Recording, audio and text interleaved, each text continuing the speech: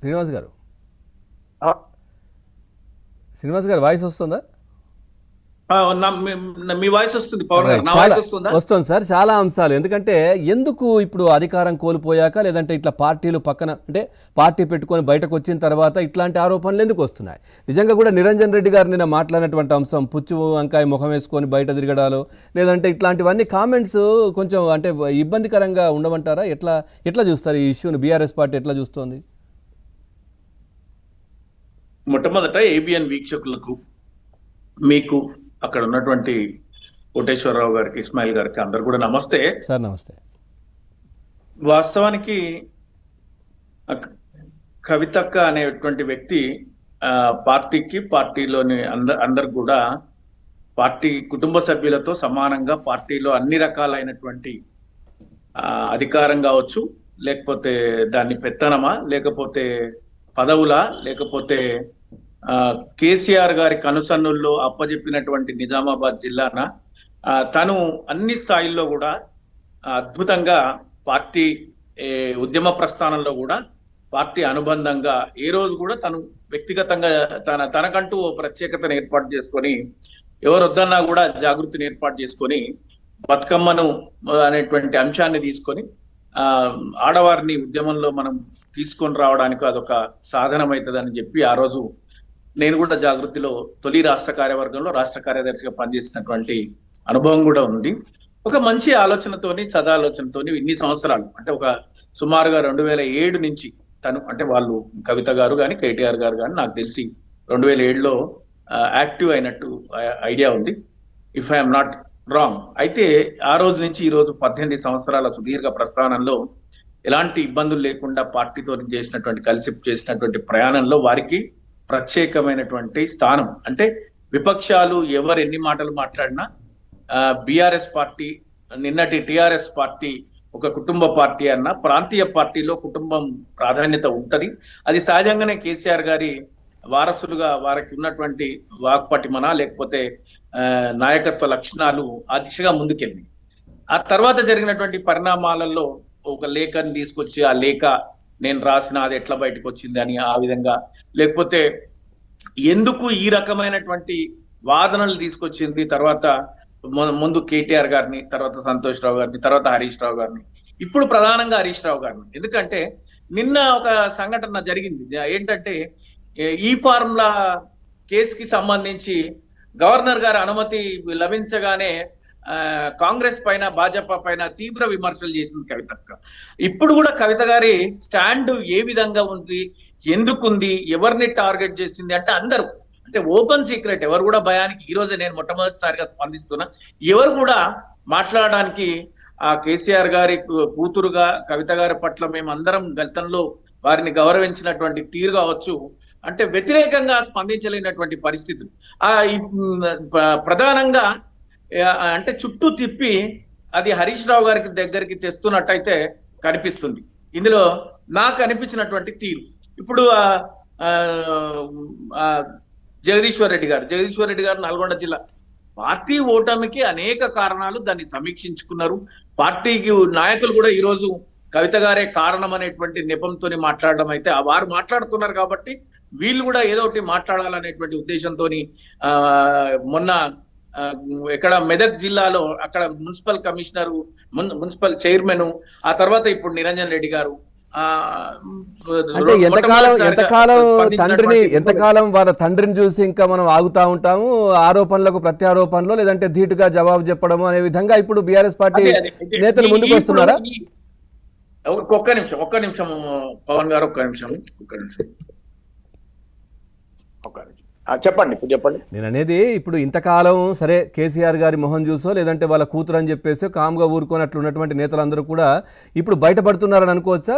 So విమర్శలకు ప్రతి విమర్శలు ఓపెన్, ఇప్పుడు సహజంగా అందరికి తెలిసిన విషయమే మాట్లాడడానికి జంకు అనేటువంటి స్వభావం ఉంటది. ఎందుకంటే ముందు నేనంటే ఏం బాగుంటది అనేటువంటి ఆలోచన. కానీ ఇప్పటి వరకు జగదీశ్వర్ రెడ్డి గారా, లేకపోతే హరీష్ రావు గారా, లేకపోతే ఆ జిల్లాకి వెళ్ళి మెదక్కి వెళ్ళి పద్మాదేవేందర్ రెడ్డి గారా, లేకపోతే రంగారెడ్డి జిల్లాకు వస్తే రంగారెడ్డి జిల్లాలో ఎవరిని తీసుకున్నట్టు అటు షేర్లింగంపల్లికి వెళ్తే ఇప్పుడు వారు అటు కాంగ్రెస్ పార్టీనా బీఆర్ఎస్ పార్టీనా అనేటువంటి సందిగ్ధంలో సంశయంలో ఉన్నారు షేర్లింగంపల్లి ఎమ్మెల్యే గారు కాబట్టి వారి మీద కబ్జాలు, చెరువులు కబ్జాలైనాయని.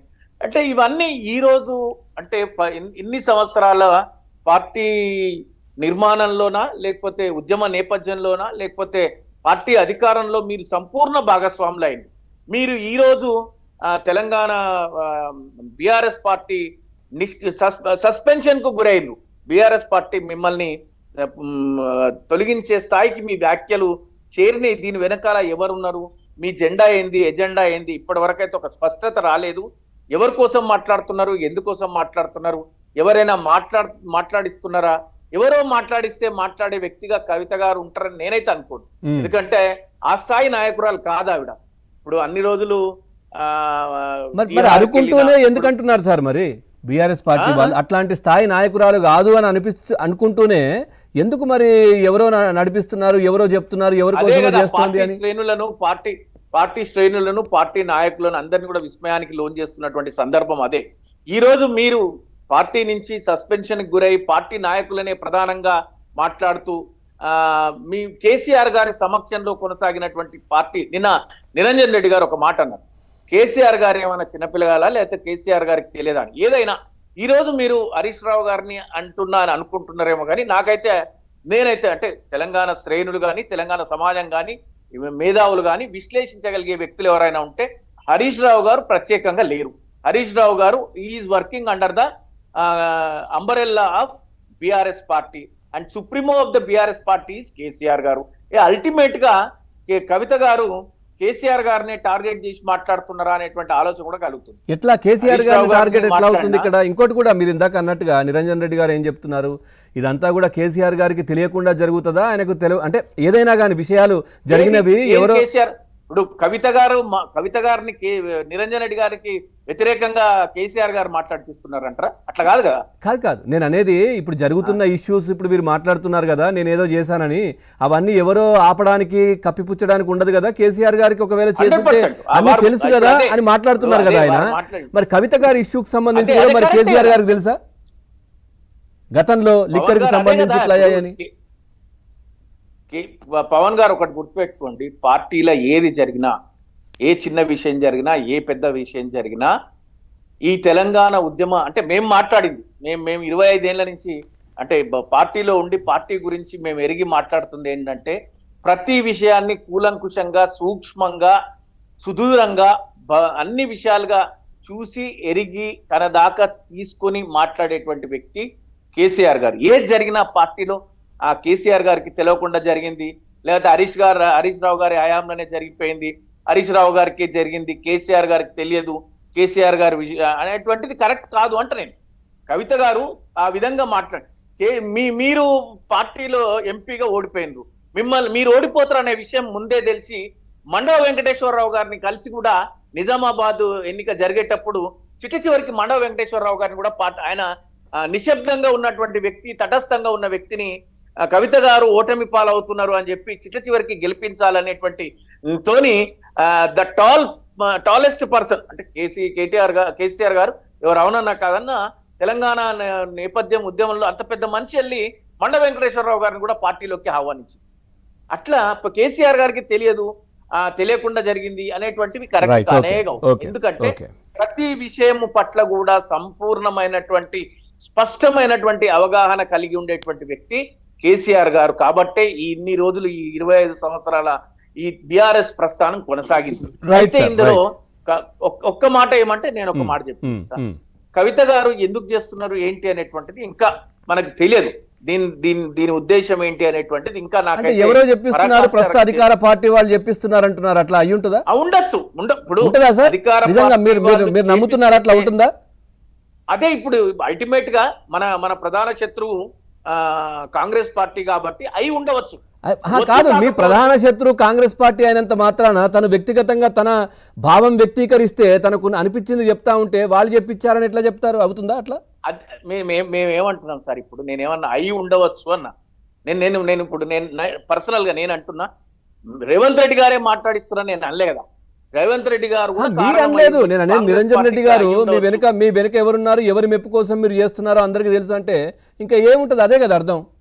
అరే అయ్యి ఉండొచ్చు. ఇప్పుడు ఆయన కూడా అదేది నిరంజన్ రెడ్డి గారు కూడా మీరు ఎవరు మెప్పు కోసం చేస్తున్నట్టే మా సస్పెక్షన్. అల్టిమేట్ గా వీఆర్ ఇన్ పాలిటిక్స్ అండి.